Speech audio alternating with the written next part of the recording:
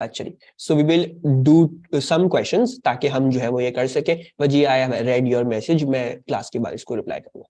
ठीक है, पहले तो आसान सा क्वेश्चन है, let's know how to apply this information. और कुछ जनरल इसमें बातें हैं जो मुझे सबको एज जैसे नोट्स जो है वो, ये आपके नोट्स, आपके पासवर्ड्स आप लोगों को पता है, मैं हमेशा से कहता हूं पासवर्ड्स आपके नोट्स हैं। ठीक है, तो इसमें जो है वो हम कुछ बातें सीख रहे होंगे which are important as terms of your notes. वालेकुम अस्सलाम हम्माद। अच्छा, in a particular experiment, a high voltage is created by charging an isolated metal sphere as illustrated in figure 1, 4.1. ठीक है, the sphere has diameter 42 centimeter and any charge on its surface may be considered as if it were concentrated at its center. The air surrounding the sphere loses its insulating properties, causing a spark when the electric field exceeds 20 kilovolt per centimeter. By reference to an atom in the air, suggest the mechanism by which the electric field causes the air to become conducting. तो spark हो रहा है, spark हो रहा है तो लाजमी short circuit हुआ है। शॉर्ट सर्किट किस चीज में हुआ है? हवा में हुआ है।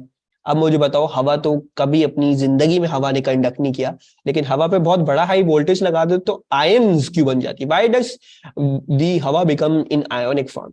उसकी एक्सप्लेनेशन क्या है विद रिगार्ड्स टू हमारा electric field concept? Would anyone give, would like to give a try? किसी को ट्राई देना है इस आंसर के लिए? अच्छा, और जिनको नहीं पता था कि जैसे आप लोगों ने सॉल्यूशंस पढ़े हैं अपने ओ लेवल में पढ़े होंगे इलेक्ट्रोलिसिस, तो सॉल्यूशंस में यू नीड आयंस। ठीक है, जब इलेक्ट्रॉन्स नहीं है तो कंडक्टिंग वाली चीज आयंस होंगे। ठीक है, इसी तरह हवा में भी आयंस होते हैं विच विल स्टार्ट कंडक्टिंग। ठीक है, तो अब हम इसको एक्सप्लेन करने वाले हैं कि क्यों हवा एकदम से कंडक्ट करने लगती है। ओके, तो आपने जो है सपोज करो इसमें लिखा हुआ तो नहीं है, लेकिन लेट सपोज कि ये आपका एक पॉजिटिवली चार्ज स्फीयर था। ठीक है, और जिस पे बहुत ज्यादा बड़ा पॉजिटिव चार्ज था, इधर से पता लग रहा होगा 20 किलो वोल्ट पर सेंटीमीटर इलेक्ट्रिक फील्ड स्ट्रेंथ में डाली। अच्छा, अब सपोज करो आपके ये हवा के पार्टिकल्स हैं। नाउ हवा के पार्टिकल्स क्या होंगे? वो बाकायदा एटम्स होंगे। एटम्स में एक न्यूक्लियस होगा पॉजिटिवली चार्ज और उसके अराउंड इलेक्ट्रॉन्स होंगे। राइट, ऐसा ही होगा। मैं इलेक्ट्रॉन्स जो है वो 2-3 बना लेता हूँ। Let's draw it something like this. Electron एक ये रहा, एक ये रहा। अच्छा, अब तो अगर ये स्फीयर जो है वो पॉजिटिवली चार्ज्ड है, तो ये क्या कहेगा? ये इसके न्यूक्लियस को कहेगा कि भाई तुम दूर चले जाओ। ये न्यूक्लियस को कहेगा तुम दूर चले जाओ। इलेक्ट्रॉन्स को क्या बोलेगा? इलेक्ट्रॉन्स को बोलेगा कि भाई तुम दोनों मेरे पास आ जाओ। ऐसा ही है, like charges repel, unlike charges attract. So ये नेगेटिव इलेक्ट्रॉन्स हैं जो अट्रैक्ट हो रहे हैं और न्यूक्लियस जो है वो दूर जा रहा होगा। सिमिलरली फॉर अगर ये नेगेटिव होता, अगर नेगेटिव होता इलेक्ट्रॉन्स को कहता भाई तुम दूर चले जाओ, न्यूक्लियस को अपने पास बुला लेता। तो an air molecule becomes ionized. सबसे पहले तो आयन को याद करो। आयन क्या था? आयन ये था कि उसमें डिसबैलेंस होता है of positive and negative charges. Right, I hope everyone remembers के disbalance of positive and negative charges, कि उसके पास जितने उसके पास इलेक्ट्रॉन्स होने चाहिए थे वो नहीं है, कम है या तो ज्यादा है। ठीक है, तो disbalance of protons and electron number. ठीक है, तो जब ये होता है तो न्यूक्लियस, ऐसा समझो न्यूक्लियस को धक्का देके इतना दूर फेर दिया और इलेक्ट्रॉन उसके ऊपर से स्ट्रिप करके अपने पास खींच के अपने पास रख लिए, तो इन द एंड एक पॉजिटिव न्यूक्लियस बच जाता है। और वो पॉजिटिव न्यूक्लियस क्या हो गया? वो आयन बन गया, उसके पास उसके इलेक्ट्रॉन ही नहीं है। ठीक है, तो to the process to make air conducting is to make it into an ion. Ion कैसे बनता है? Natural phenomena. इलेक्ट्रिक फील्ड में डाल दो, इलेक्ट्रॉन्स एक तरफ इलेक्ट्रॉन जाएंगे, दूसरी तरफ न्यूक्लियस जाएगा। इवेंचुअली होगा न्यूक्लियस इलेक्ट्रॉन से अपने इलेक्ट्रॉन से दूर चला जाएगा, स्प्लिट हो जाएगा वो। So let's discuss this. Let's learn how to write this answer. The electric field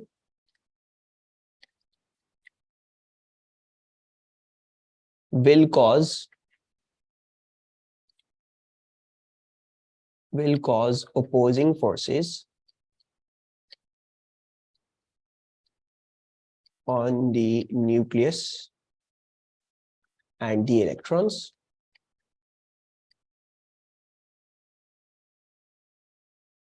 ठीक है, in this process the electrons are stripped of the nucleus. ठीक है, स्ट्रिप लिख रहा हूं या पुल्ड ऑफ भी लिख सकते हो, strip slash pulled off the nucleus, turning the particles into ions, turning the particles into ions and therefore conduction occurs. ठीक है, so therefore air becomes conducting. इस तरह से लिख लेते हैं. किसी को का कंफ्यूजन इस चीज के हवाले से, and this is your first thing, जो मैं नोट्स में तो ऐसा नहीं लिखवा रहा, लेकिन इसको याद रखिएगा, this is a very important thing regarding your course. अच्छा, कोई प्रॉब्लम नहीं है तो let's move on. Calculate for the charge sphere when a spark is about to occur the charge on the sphere. ठीक है, सो आपको बताया हुआ है स्पार्क होता है तब जब आपकी इलेक्ट्रिक फील्ड स्ट्रेंथ 20 किलोवोल्ट पर सेंटीमीटर से ज्यादा एक्सीड कर जाती है, और इस स्फीयर का डायमीटर जो है वो 42 सेंटीमीटर है.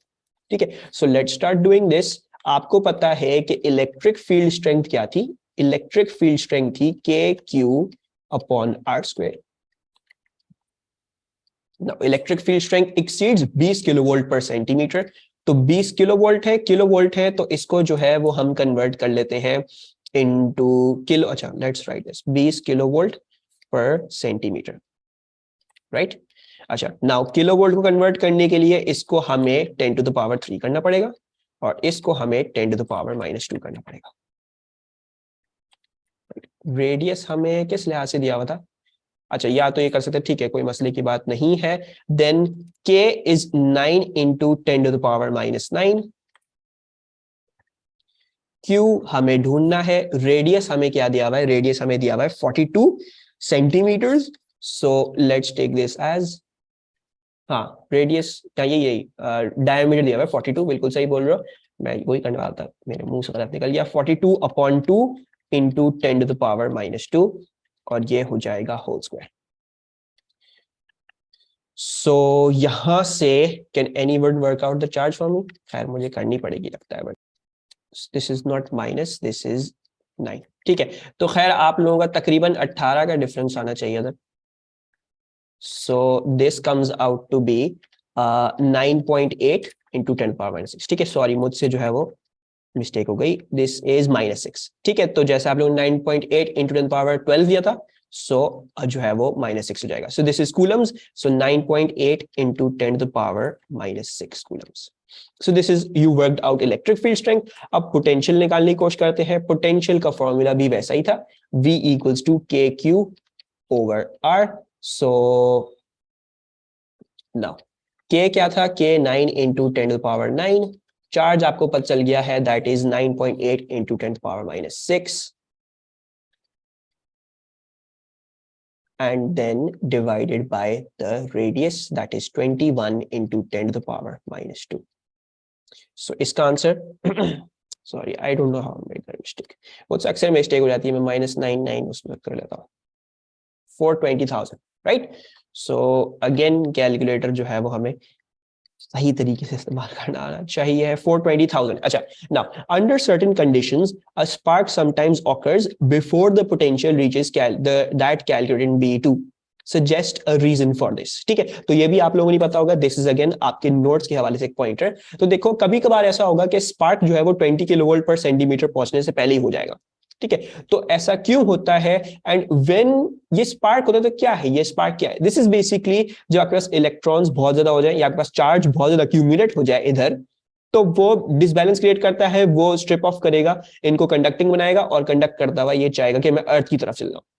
ये होता है, right. Now when the potential reaches before this value, ये कब होगा? जब आपके इलेक्ट्रॉन्स पहले से ही बहुत सारे लूज हो रहे हो. ठीक है, and there is 2 reasons why you would start losing charge ऐसी.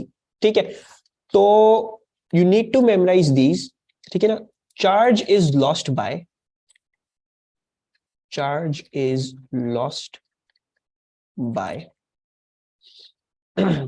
सबसे पहला तो ये है कि कुछ फैक्टर्स अभी बता रहा हूं कि चार्ज लूज क्यों होता है. जैसे स्फीयर चार्ज है, अब देखो चार्ज कर दी किसी भी चीज को, इवेंचुअली वो चार्ज लूज कर देता है अपना. तो क्यों लूज करता है, उसके फैक्टर्स हम डिस्कस करते हैं.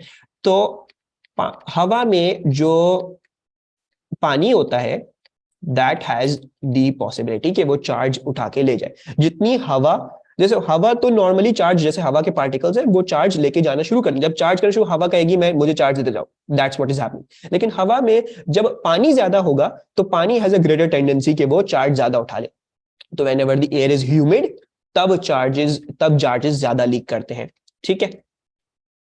अच्छा जी, फिर दूसरी चीज ये है कि you are going to say the sphere is not smooth. Now what is the meaning of sphere is not smooth?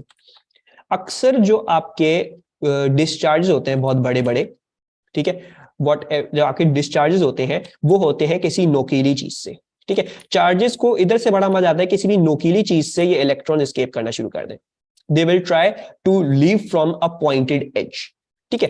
तभी आपने देखा होगा जो आपकी वैंडोग्राफ मशीन होती हैं, जो मशीन जिनको आप बहुत बड़ा चार्ज देके उस पर, वो नहीं देखा म्यूजियम में हाथ लगा के खड़े हो जाते हैं, वो बाल उठ जाते हैं, तो वो स्फेयर होता है, वो एक स्मूथ स्फेयर होता है। वो क्यों होता है? क्योंकि आपको चार्ज लूज नहीं करना है इतनी जल्दी। So whenever you want to conserve charge, try to make it conserved on a smooth surface. जितनी उसमें नुकी स्पाइक्स होंगे, जितना वो जैगेड होगा, उसमें से उतनी जल्दी जो है वो चार्जेस क्या करेंगे, चार्जेस लीक करेंगे, ठीक है। So you have to make your surface smooth. अच्छा, बाकी उमर हमें कह रहे हैं कि हीट अगर हम गर्म कर दें उसको तो यस, गर्म करने से भी चार्जेस जो है वो लूज होते हैं। So let's also right that over here, heat, ठीक है। तो गर्म कर दो किसी चीज को, इलेक्ट्रॉन एक्साइट होंगे, वो खुद ब खुद काइनेटिक एनर्जी गेन करके they will start going out, ठीक है। तो you can right any of these reasons, any of these reasons, heat नहीं लिख देना इसमें क्योंकि हीट का इसमें सेंस नहीं बनेगा, इन दोनों में से कुछ भी लिख सकते हो। You can write maybe the air is humid, और यू कैन ऑल्सो राइट कि सरफेस जो है वो स्मूथ नहीं है, आपकी मर्जी, whatever pointers you want to write from these two वो इधर फिट करेंगे। इधर इसमें देखो हीट तो हम कर नहीं रहे, तो हम हीट वाला पॉइंटर नहीं लिखेंगे, right. Any problems in this question, कोई कंफ्यूजन रिगार्डिंग एनीथिंग? अच्छा सवाल है, ठीक है, और डिफरेंट सवाल है, और ये आपका लिंक करता है किस चीज को, हमने रेडियो एक्टिविटी में we learned the Rutherford gold foil experiment, ठीक है। रुदरफोर्ड की एक्सपेरिमेंट पड़ी थी जिसमें एक गोल्ड की शीट लिया करते थे, उसमें अल्फा पार्टिकल्स बॉम्बार्ड करते थे। अल्फा पार्टिकल्स जब बॉम्बार्ड करते थे, so it was something like this, when you bombarded alpha particles, most of them went straight through, most of them, बहुत सारे उसमें से सीधा सीधा जाते थे, लेकिन कुछ होते थे ऐसे जो डिफ्लेक्ट करते थे कुछ एंगल्स पे, और कुछ थे ऐसे जो कंप्लीटली पीछे मुड़ के वापस आ जाते थे, राइट। तो अब उसको हम जरा चार्जेस में देखेंगे, that is the same case scenario जो इस सवाल में आपसे पूछा जाएगा, ठीक है। Now an alpha particle is travelling in a vacuum towards the centre of a gold nucleus as illustrated in figure 5.1। तो गोल्ड न्यूक्लियस है, चार्ज उसका 79 है, अल्फा पार्टिकल है, उसमें एनर्जी उन्होंने बताई हुई है 7.7 इंटू 10⁻⁻13 जूल्स है। The gold nucleus has charge 79e. The gold nucleus and the alpha particle may be assumed to be behaving as point charges. At a large distance from the gold nucleus, the alpha particle has energy 7.7 into 10⁻⁻13 joules. The alpha particle does not collide with the gold nucleus. Show that the radius of the gold nucleus must be less than 4.7 into 10⁻⁻14 meters. सबको समझ लेते हैं कि ये alpha particle collide क्यों नहीं किया, और इससे हम गोल्ड न्यूक्लियस का रेडियस कैसे दिखाएंगे। ओके, नाउ ये जो अल्फा पार्टिकल था, ये जितनी एनर्जी लेके आ रहा था, राइट, ऑब्वियसली ये जितनी भी एनर्जी लेके आ रहा था, इस केस में क्या होगी, it must, all of this must be it's kinetic energy. So it was bringing this much kinetic energy. अच्छा, जब ये इतनी kinetic energy ला रहा था, what is this? This is a +2e का चार्ज। I hope सबको अपनी AS याद हो, +2e का चार्ज था इसका, और मास क्या था इसका, मास किसी को याद है? Mass was 4 mu. Thank you. So mass was 4 mu, charge was +2e. अच्छा, now this is also a positive charge, और ये भी पॉजिटिव चार्ज है ना। अच्छा, now what's going to happen, जब आपका गोल्ड न्यूक्लियस यहाँ पड़ा हुआ है और अल्फा पार्टिकल आ रहा है, तो इन दोनों के बीच में होगी रिपल्जन, लेकिन इसके पास ऑलरेडी कुछ एनर्जी थी, ये एनर्जी अपनी एनर्जी की वजह से आई जा रहा है, आई जा रहा है, आई जा रहा है, आई जा रहा है, आई जा रहा है, लेकिन एक पॉइंट आया कि रुक गया और गोल्ड न्यूक्लियस को टच नहीं कर पाया, राइट। अगर तो ये लिखते कोलाइड करके तो ये इतनी एनर्जी आ रही थी, आके लग गया, लेकिन अभी क्या हुआ, अभी इस वजह से इतनी एनर्जी नहीं थी, ये गोल्ड न्यूक्लियस में आके ठुकता, ये आके पहले ही रुक गया और फिर रिपेल हो गया, राइट। सो अब इसको समझोगे किस तरीके से, देखो जितनी भी काइनेटिक एनर्जी ये लेके आ रहा था, वो सारी क्या बनती गई, वो सारी इलेक्ट्रिकल पोटेंशियल एनर्जी बनती गई, राइट, दोनों एक दूसरे को रिपेल कर रहे हैं, पोटेंशियल बन गया, जैसे ही काइनेटिक एनर्जी सारी खत्म होगी एक दूसरे को रिपेल कर देगी, राइट। सो अल्फा पार्टिकल आ रहा है and then it will get repelled, सही है। So this is the thing that will be using to solve this question. अच्छा, दूसरी चीज ये देखोगे कि इन्होंने बोला है at a large distance from the gold nucleus. What do they mean by a large distance? They mean क्या थिंग, क्या नहीं आया समझ। अच्छा एमन, फॉर यू अगेन और बाकी सबको जिसको समझ में नहीं आया, गोल्ड न्यूक्लियस है पॉजिटिवली चार्ज, अल्फा पार्टिकल है पॉजिटिवली चार्ज, अल्फा पार्टिकल के पास काइनेटिक एनर्जी थी, तो ये आ रहा है इसकी तरफ विद द काइनेटिक एनर्जी, इसके पास ऑलरेडी कुछ ना कुछ वेलोसिटी, कुछ ना कुछ काइनेटिक एनर्जी थी। Now it's coming closer and closer and closer, लेकिन पॉजिटिव और पॉजिटिव एक दूसरे को रिपेल करेंगे। तो ये जो आ रहा है लेकिन रिपल्जन फेस करता करता करता करता क्या होता है, एक पॉइंट आता है इसकी वेलोसिटी बिल्कुल खत्म हो जाती है, जितनी काइनेटिक एनर्जी जो लेके आया था वो यहां तक, वो सब खत्म। एंड देन इवेंचुअली क्या होगा, ये फिर वापस जाने लगेगा बिकॉज रिपल्जन हो रही है। So it came all the way from here to here with its kinetic energy that got stored all in the form of electrical potential, ठीक है। अब दोनों में पोटेंशियल आ गया, पोटेंशियल किस बात का, जैसी काइनेटिक एनर्जी खत्म होगी ये रिपेल करके वापस ले जाएगा। सो सारी की सारी kinetic energy turns into electrical potential, ठीक है। So we will be using this, बाकी मैं एक्सप्लेन करता at a large distance. What do they want you to assume at a large distance? They want you to think कि आप जो थे वो R infinity पे थे, you were at an infinity, right? So when you're at an infinity पे याद रखना the voltage is 0. अच्छा, now let's use this thing and I am saying कि मेरी जो change in kinetic energy है वो किसके बराबर है, वो मेरा change in electrical potential energy के बराबर होगा, right. Okay, now the kinetic energy का चेंज क्या होगा, आपको पता है भाई 7.7 10 पावर माइनस 13 इसकी जूल जो थी वो काइनेटिक एनर्जी थी, तो ये आके इस पॉइंट पे कहीं आया तो वो जीरो हो गई। So the change in kinetic energy is 7.7 into 10 to the power minus 13 joules में थी, तो हमें कन्वर्जन करने की जरूरत नहीं है। और डेल्टा ईपी कैसे निकलेगा, it will be worked out through delta V into charge and then V final minus V initial into charge and then V initial देखोगे, V initial क्या था, V initial था 0, इनिशियली इंफिनिटी से आ रहा था। सो सिर्फ VF लोगे तो ये बन जाएगा KQQ upon R, right. KQ upon R was V का फॉर्मूला और Q इसमें मल्टीप्लाई हो गया तो KQQ अपॉन R बन गया। अच्छा, now let's start putting in the things. So 7.7 into 10 to the power minus 13, उसके बाद क्या है हमारे पास, उसके बाद हमारे पास k है which is 9 into 10 to power 9। Then हमें क्या निकालना है, हमें निकालना है q था 79e, e की वैल्यू किसी को याद है from AS, that was, what was that, it was a constant, वैसे याद ना भी हो तो डाटा बुकलेट में मिल जाएगी। 1.6 into 10 power minus 19, thank you Umar. So 1.6 into 10 to power minus 19 ये हो गया। देन छोटा q है, छोटा q क्या है, छोटा q जो है वो इसका चार्ज है, तो that was plus 2e, so that is 2 into 1.6 into 10 to the power minus 19 and then divided by the radius. Radius is what you're trying to find out, ठीक है। आप ये try to find out कर रहे हो कि इतना जब इधर आ गया था क्या डिस्टेंस था, so we are trying to find out the distance. So now the distance will be worked out through, इसको ऊपर भेज दोगे, उसको नीचे भेज दो, डिवाइड कर दो and give me the value for the radius. I'm getting 4.727 into the power minus 14, right? यही आ रहा है, हाँ सही। उमर मिस्टेक्स हो रही हैं बच्चा कैलकुलेशन में। So R equals to 4.728 कह लेते हैं into 10 to the power minus 14। हमें दिखाना है टू सिग्निफिकेंट, तो टू सिग्निफिकेंट तक हमने बिल्कुल सही दिखाया, 4.7 into 10 power minus 14। मतलब देखो हमारा पॉइंट क्लियर हो गया। अगर अगर अगर इसका radius 4.7 to the power minus 14 से बड़ा होता तो ये दोनों तो कोलाइड कर जाते, लेकिन ये कोलाइड नहीं करे, तो इसका मतलब क्या हुआ, जब भाई वो इतना करीब आ गया था तो गोल्ड न्यूक्लियस जो है वो, उसका न्यूक्लियस इससे भी छोटा होगा, राइट। सो इधर आपका अल्फा पार्टिकल है स्टेशनरी, इसकी वेलोसिटी हो गई है 0। अच्छा, आई होप ये चीज हमारी समझ में आई हो। फिर आपको बोलते हैं determine the acceleration of the alpha particle for a separation of this much between the centres of the gold nucleus and the alpha particle. तो अल्फा पार्टिकल पे मैं एक्सेलरेशन कैसे निकालूं? Force, very good Umar, force, right. So F equals to ma, right. हम क्या discuss कर रहे हैं? हम एफ क्यू डिस्कस कर रहे हैं, ठीक है। मास किसका जाएगा? मास जाएगा अल्फा पार्टिकल का और उसकी एक्सेलरेशन आ जाएगी। एफ क्यू क्या थी? एफ क्यू थी K Q Q over R square which is equals to the mass into acceleration, ठीक है। सो एक्सेलरेशन आपके पास क्या आ गई? के की वैल्यू के लिख देते हैं, 9 इंटू 10⁻9।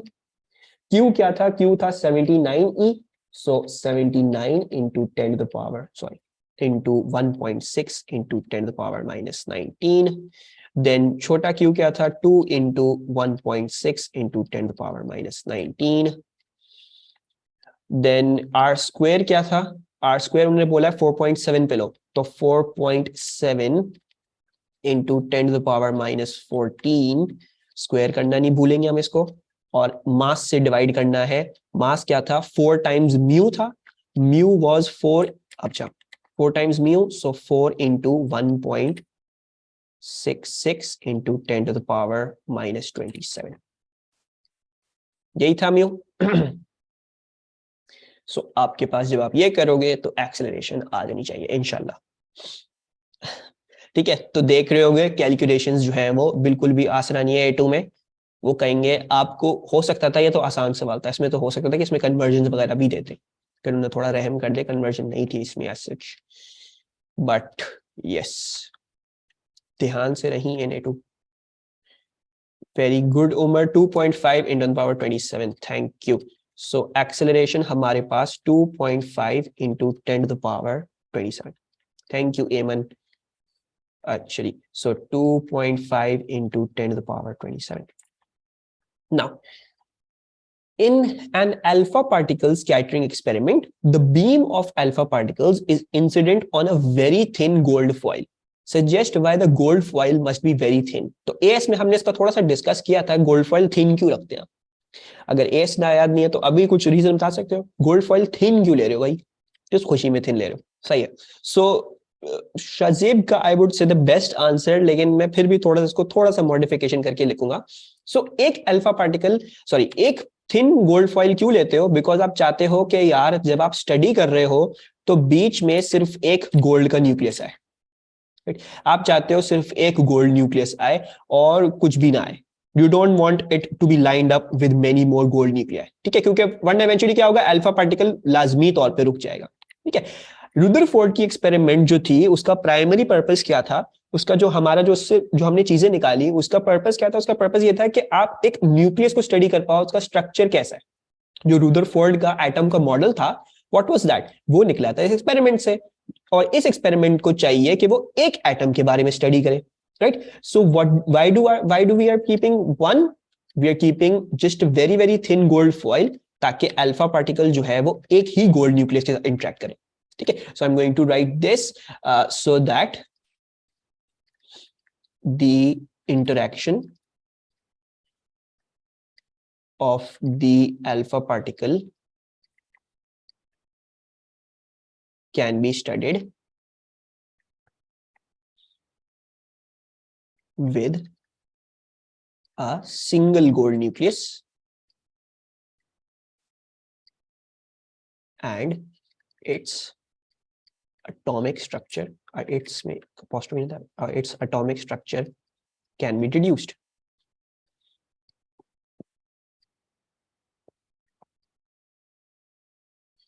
सही है। I hope there are no confusions in this सवाल either. Two small solid metal spheres A and B have equal radii and are in a vacuum. Their centers are 15 centimeter apart.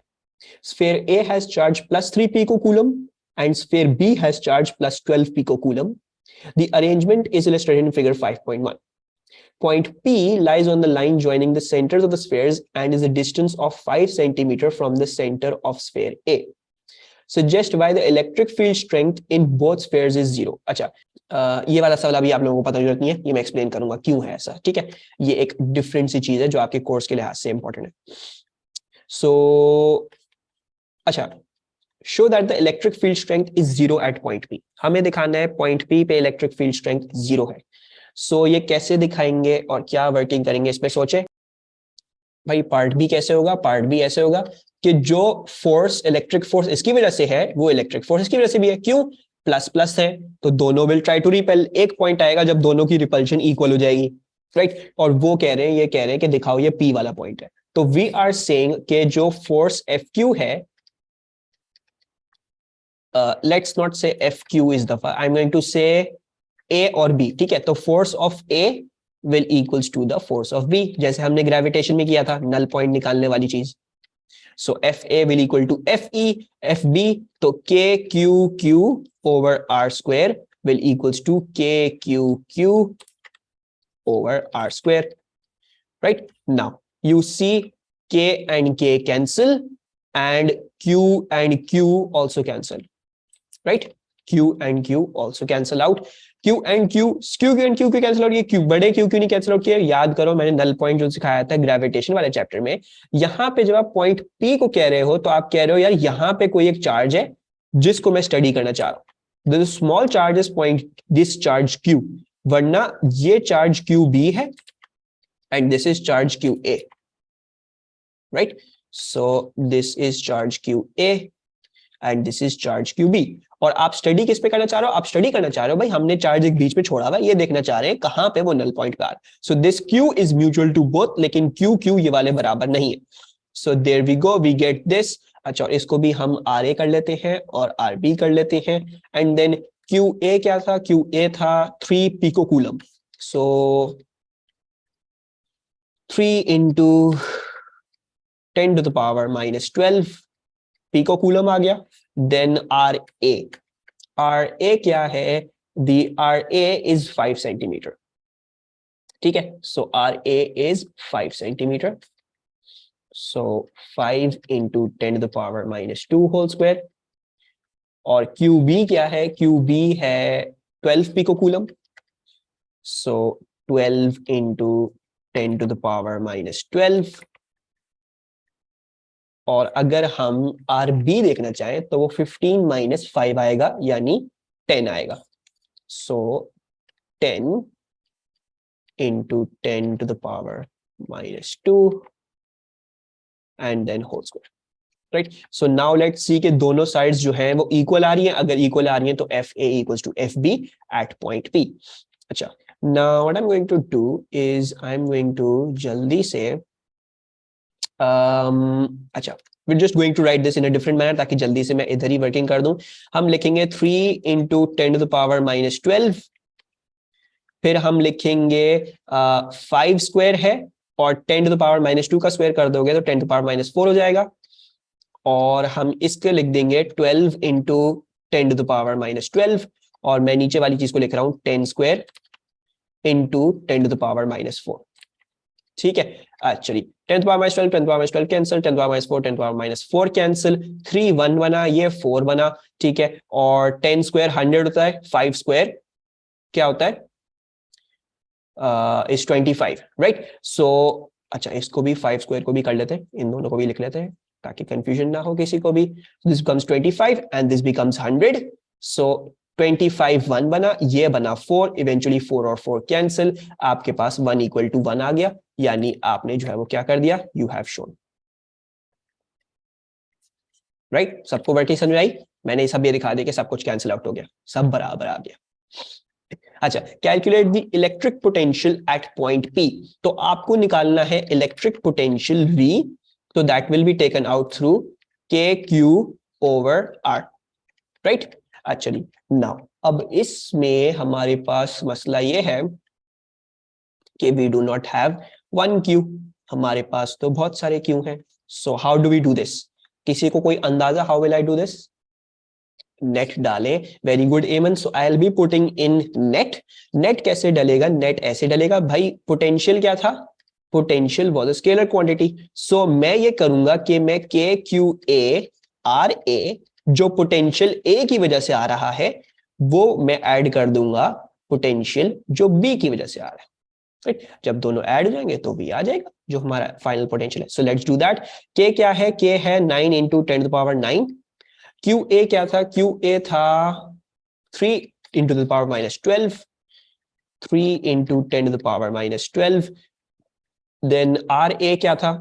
the distance 5 centimeter, so 5 into 10 to the power minus 2 plus 9 into 10 to the power 9, then 12 pico coulomb था ना, क्या था? 12 pico coulomb है और 10 centimetre है, so 12 into 10 to the power minus 12 and upon 10 into 10 to the power minus 2. So इसका answer मुझे कौन बताएगा क्या आ रहा है? 1.62. थैंक यू एमन। बाकी सब इतना चुप चुप क्यों हो गए? समझ में आ रहा है कि नहीं आ रहा कोई चीज जो मैं गो ओवर करूं दोबारा? अच्छा, नाउ अब कह रहे हैं अ सिल्वर न्यूक्लियस इतना बड़ा has speed v when it is a long distance from point p। ठीक है, use your answer in C to calculate the minimum value of speed v such that the nucleus can reach point p। ठीक है, अच्छा सबसे पहले तो समझते हैं कि ये लॉन्ग डिस्टेंस क्या मतलब, वही r को इन्फिनिटी किया हुआ है, r को इन्फिनिटी किया हुआ है तो वी नो वोल्टेज जो है वो इन्फिनिटी पे 0 होता है। अच्छा, ना ये हमने पता कर लिया, और सिल्वर न्यूक्लियस की कुछ इंफॉर्मेशन दी हुई है, ये बहुत इंपॉर्टेंट है, हम इसको बाद में इस्तेमाल करेंगे ना। देयर आस्किंग यू कि भाई एक गोल्ड न्यूक्लियस था, कहो यहां कहीं था, इसको हमने लाना है इधर, मतलब मैं इसको क्या इनिशियल वेलोसिटी दूं, सबसे क्या मिनिमम इनिशियल वेलोसिटी दूं कि वो यहां से उठ के इस पॉइंट तक आ जाए उठ के, राइट। सो अगेन देखो, दो पॉजिटिव चार्जेस हैं, यहां जो पोटेंशियल है वो भी पॉजिटिव आ रहा होगा, तो अब अगर मुझे पॉजिटिव स्पीशीज, ऑब्वियसली देखो गोल्ड का न्यूक्लियस, सिल्वर का न्यूक्लियस है, तो सिल्वर का न्यूक्लियस, राइट, सिल्वर का न्यूक्लियस जो खुद भी पॉजिटिव है उसको यहाँ पे लाने में काम करना पड़ेगा। कौन सी चीज है जो काम कर रही है? उसकी वेलोसिटी, उसकी काइनेटिक एनर्जी काम करेगी। You will have to make the kinetic energy to do work to bring the silver nucleus over here. जब यहां तक ले आओगे तो उसकी सारी की सारी जो काइनेटिक एनर्जी थी वो क्या बन जाएगी? वो इलेक्ट्रिकल पोटेंशियल एनर्जी बन जाएगी, right? So again the same working, the delta EPE will equals to the delta kinetic energy, right? अच्छा जी, अब हम कह रहे हैं मिनिमम क्या दे, सो काइनेटिक एनर्जी को तो हम लिख लेते हैं half M B square, half M B square, और डेल्टा ईपीई को क्या लिखेंगे? डेल्टा ईपीई को लिख लेते हैं अच्छा, this was change in voltage into charge, right? So change in voltage कैसे निकलता था? change in voltage निकलता था VF minus VI into the charge। अच्छा, VI क्या है? VI 0 है, इंफिनिटी पे था, तो I will not take that, मेरे पास फॉर्मूला बन जाएगा ये KQ upon R, so I get KQQ upon R will equals to half mv square। अच्छा, now let's start plugging in। okay, के की जगह जाएगा के 9 into 10 to the power 9, right. Q की जगह क्या जाएगा? क्यू की जगह, ओ सॉरी, हाँ माय बैड, सॉरी मैं गलत जगह पे चला गया। Wait, I don't need to do this approach, मुझे ये नहीं करने की जरूरत। ये होगा कि मुझे वीएफ तो पता ही है ना, अभी हमसे निकलवाया, I know VF was 1.62, so मैं इधर वीएफ की जगह 1.62 डालूंगा, ठीक है। So in this VF let's put 1.62, VI क्या था? वो 0 था, तो उसको ये डाल देते हैं।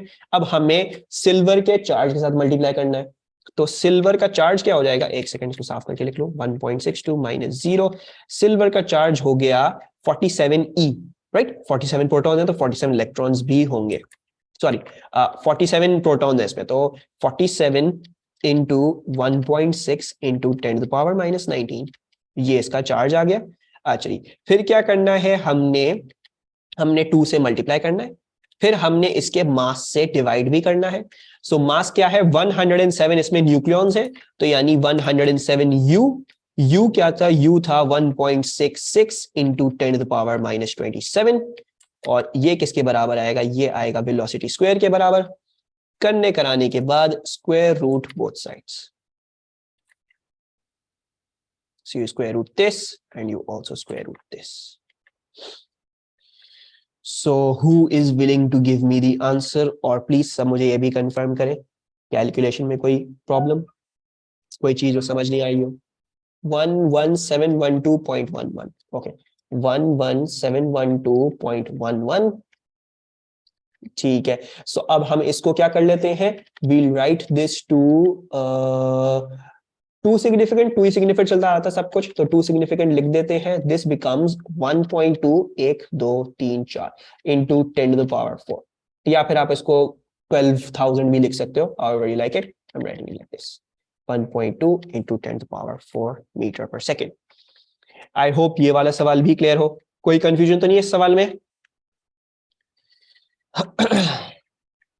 Explain what is meant by the potential energy of a body, तो ये आपका एएस की डेफिनेशन है, ठीक है।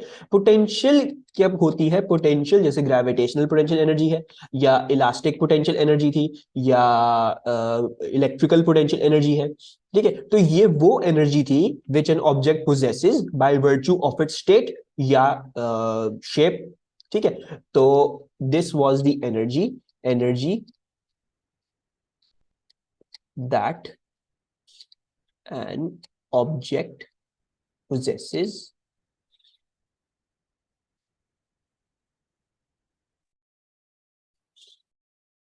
by virtue of its state slash position, state slash नहीं लिखते और लिख देते state और position, ठीक है जी। तो ये किसी भी कोई भी चीज गेन कर सकती है, किसी के पास भी चीज आ सकती है, बट बेसिस क्या है, स्टेट उसकी कैसी हो, जैसे मुड़ा हुआ तोड़ा हुआ ना हो, खिंचा हुआ ना हो, कंप्रेस्ड ना हो, ठीक है। और पोजीशन लाइक इलेक्ट्रिक फील्ड में क्या पोजीशन है, ग्रेविटेशनल फील्ड में क्या पोजीशन है, उस हिसाब से आपके पास एक पोटेंशियल एनर्जी डेवलप होती है। अच्छा, now two deuterium nuclei each have initial kinetic energy EK and are initially separated by a large distance, ठीक है। The nuclei may be considered to be spheres of diameter 3.8 into 10 to the power minus 15 with their masses and charges concentrated at their centers, ठीक है। तो अभी तक आपको ये बोला हुआ है कि भाई दो ड्यूटेरियम न्यूक्लियाई हैं और उन्होंने क्या कहते हैं, उन्होंने आपको जो है वो दूर दूर ये बहुत रखे दे दिए हैं, और दोनों को बोल रहे हैं पॉइंट मासेस और पॉइंट चार्जेस दोनों की तरीके से लिए जा सकते हैं ये दोनों, और इन दोनों का डायमीटर जो है वो इतना है, ठीक है। अच्छा जी, now the nuclei move from their initial positions to their final positions of just touching as illustrated in figure 4.1। तो ये इसके पास कुछ ना कुछ काइनेटिक एनर्जी थी, इसके पास भी कुछ ना कुछ काइनेटिक एनर्जी थी, और ये इतनी काइनेटिक एनर्जी लेके आते हैं कि ये बिल्कुल आके टच करते हैं, ऐसा बिल्कुल हल्का सा आके टच करते हैं, they literally don't even have an impact, बिल्कुल बस मिल जाते हैं, एक दूसरे को धक्का वक्का नहीं देते, कुछ नहीं करते, ना लड़ते झगड़ते, बस बिल्कुल मिलते हैं, और फिर जो भी होता है फिर ये रेस्ट में आ जाते हैं इस पॉइंट पे। अच्छा जी, नाउ कुछ चीजें हम इसमें से फोकस करेंगे कि ये चीज आप दिमाग में रखेंगे, टू ड्यूटेरियम न्यूक्लिया है, उनके अंदर उनका जो एटॉमिक स्ट्रक्चर है वो ये, ठीक है, मास और चार्ज निकालने में इन दोनों का हेल्प करेगा। अच्छा, दूसरी बात ये है कि they are separated by a large distance, so that means के शुरू में they are at an R infinity, right, so that means उनका पोटेंशियल भी जीरो है और उनका वोल्टेज भी जीरो।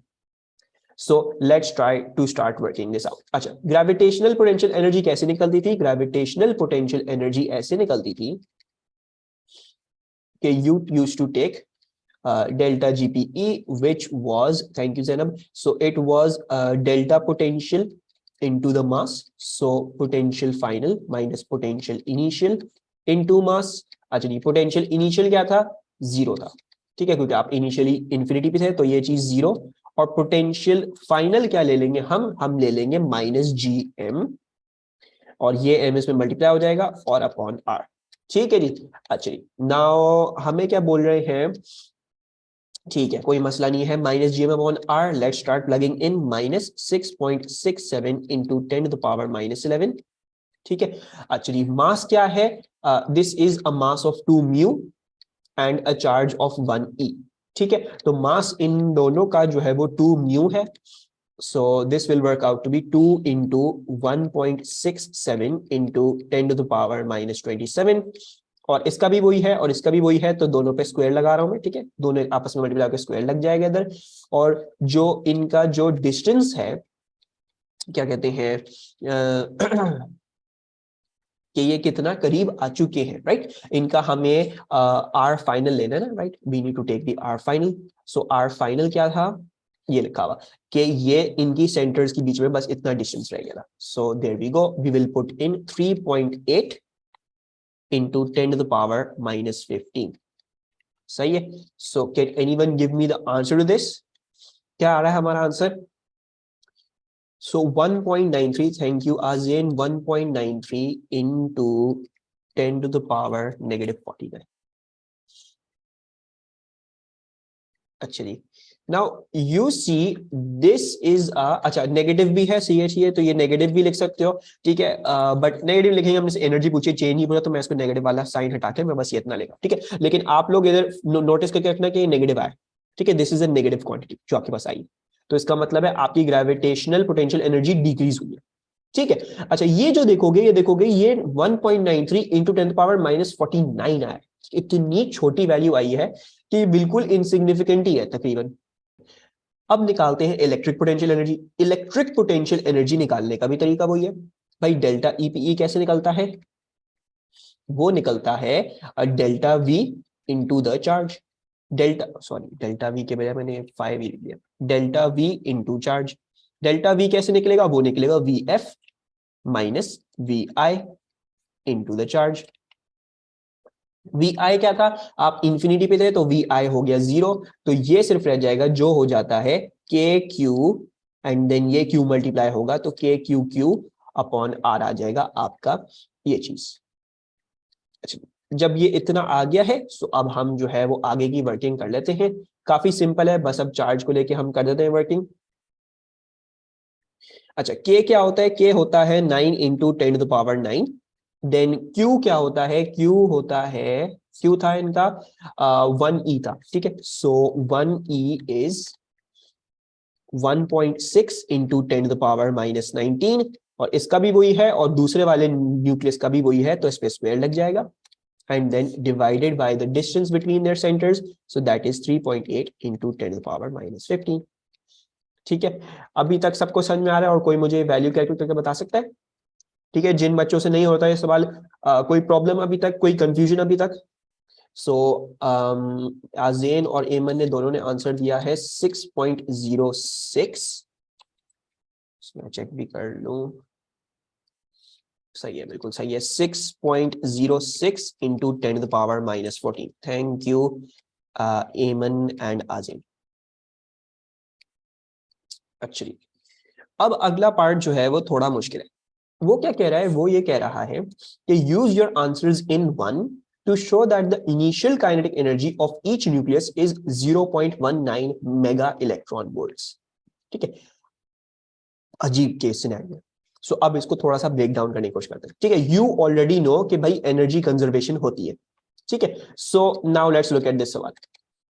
अच्छा देखो, ये दोनों जो एक दूसरे के पास आए हैं, ये क्यों आए हैं, क्योंकि इन दोनों के पास इनिशियली काइनेटिक एनर्जी थी कोई, ठीक है। अच्छा जी, वरना तो कभी पास नहीं आते, क्योंकि ये भी एक पॉजिटिव है और ये भी एक पॉजिटिव चार्ज है, तो एक दूसरे को रिपेल कर देते, है ना, ऐसा ही है। सो ये एक दूसरे को रिपेल करते, ऑलरेडी ये चाह रहे हैं कि दोनों दूसरे एक दूसरे से दूर चल रहे हैं, लेकिन जो पास जो आए हैं वो इसलिए आए हैं because they had an initial kinetic energy, ठीक है। So we will use it, we will solve it using our energy की कंजर्वेशन। एनर्जी कंजर्वेशन अगर किसी को याद हो, एएस में हमने इस तरह से पढ़ी है कि भाई जितनी एनर्जी आप सिस्टम में डालोगे उतनी एनर्जी आपको सिस्टम से मिलेगी।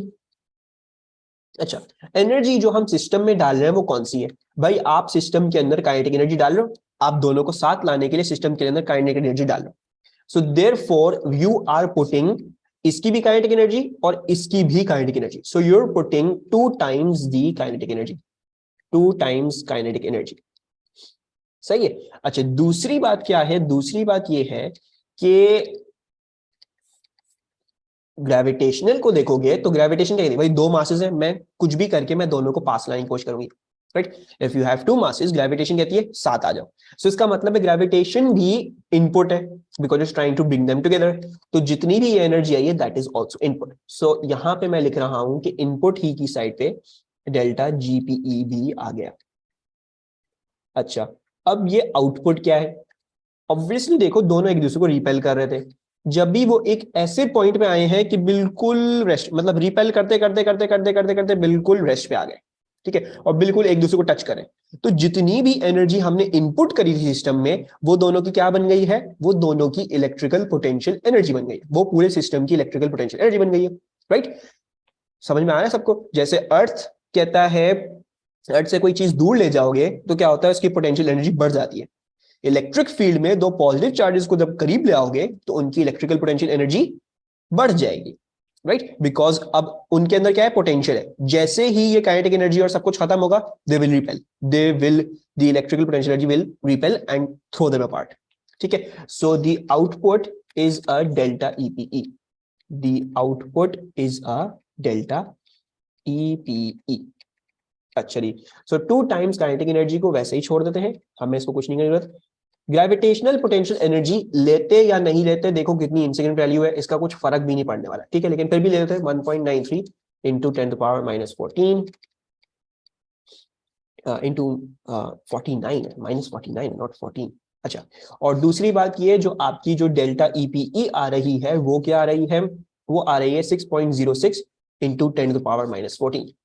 So 6.06 into 10 to the power minus 14. 2 times kinetic energy क्यों ली है? बिकॉज देखो ये स्टेशनरी नहीं था और ऐसा नहीं था कि ये इसकी तरफ आ रहा है, दोनों को काइनेटिक एनर्जी थी, दोनों साथ मिलके अपनी एक दूसरे की तरफ आ रहे हैं, right. So I will have to put in इसकी भी काइनेटिक एनर्जी और इसकी भी काइनेटिक एनर्जी, यानी 2 टाइम्स काइनेटिक एनर्जी, ठीक है। So the kinetic energy will now become E K equals to, अच्छा कुछ और भी पूछा है, 6.06 into 10 to the power minus 14 and then minus 1.93 into 10 to the power minus 49 and divided by 2. So will anyone give me the answer to this? 3 into 10 to the power minus 14. Thank you, Azin. ठीक है, इसको मैं थोड़ा सा और significant लिख रहा हूं, मैं इसको 3.03 into 10 to the power minus 14। अच्छा, ये सब कुछ हम कर चुके हैं अब तक। अब क्या करते हैं, अब हम ये करते हैं, क्योंकि हमें मेगा इलेक्ट्रॉन वोल्ट्स में कन्वर्ट करना है। सो मेगा इलेक्ट्रॉन वोल्ट्स, सबसे पहले तो याद करो एक इलेक्ट्रॉन वोल्ट क्या था। एक इलेक्ट्रॉन वोल्ट था 1.6 into 10 to the power minus 19 joules, S.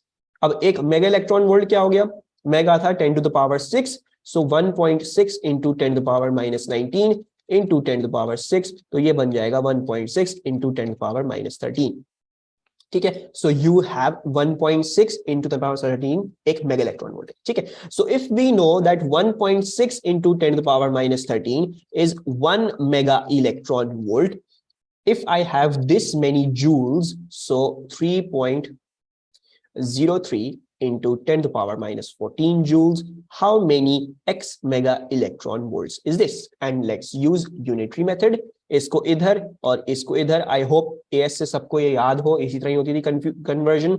So x आ जाएगा आपका